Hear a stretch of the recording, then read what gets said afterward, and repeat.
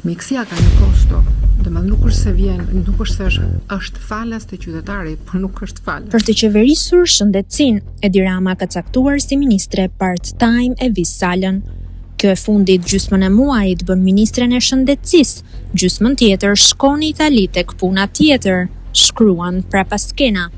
Për post ministres part-time Evis Sala ka edhe një problem tjetër, nuk është e qartë për vizionin e menaxhimit të shëndetësisë.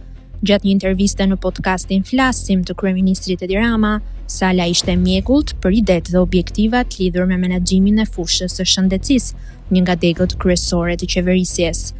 Në krye të fjalisë, ministrja Sala thotë se shëndetësia është falas, ndërsa në fund të fjalisë pohon se shëndetësia nuk është falas. Sala të rëditi kryeministrin dhe kur foli për aksesin e plotë të pacientëve të onkologjikut tek barnat. Loja e fjalëve pa kuptim u pa qartë se hutoi dhe nervozoi kryeministrin Rama. Për të kuptuar dhe shkoqitur mesazhin e zonjës Sala, ndoshta duhet angazhimi një komisioni filozofësh dhe përkthyesish skrupuloz, pse jo përmes një procedure tenderuese, shkruan Prapaskena.